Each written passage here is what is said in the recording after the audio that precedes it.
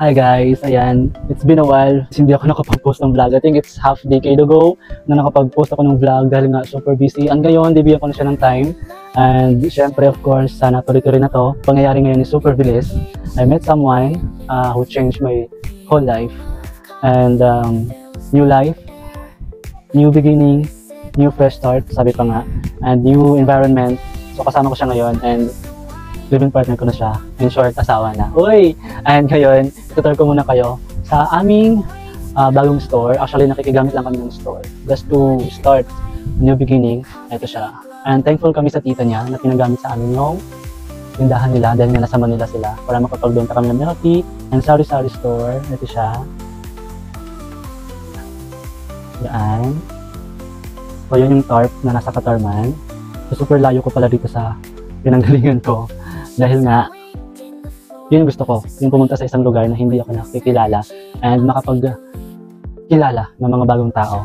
And nasa kabilang bahay siya, magluluto daw siya ng pansit together with her friend. And then siya, kasama ko.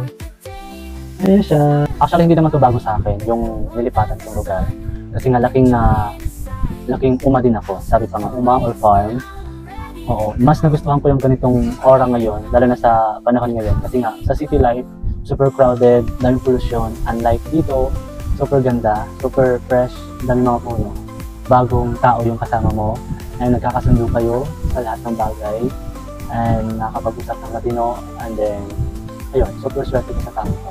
So ito pala guys, yung tinitirahan namin, yung Shura.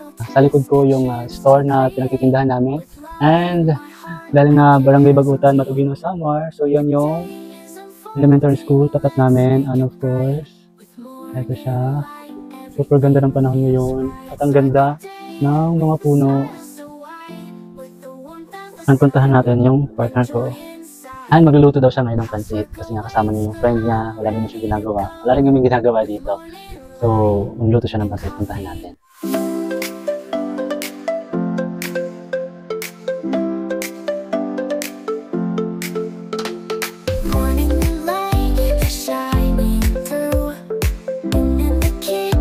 Ito siya.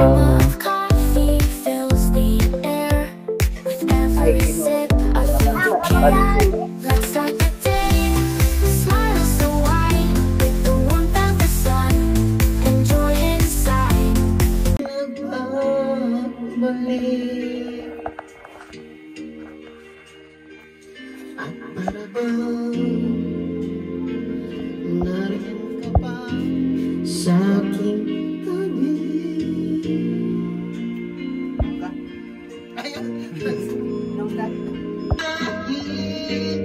Nasaan ka man?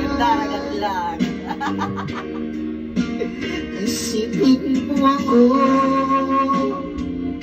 kahit paminsan-minsan lang.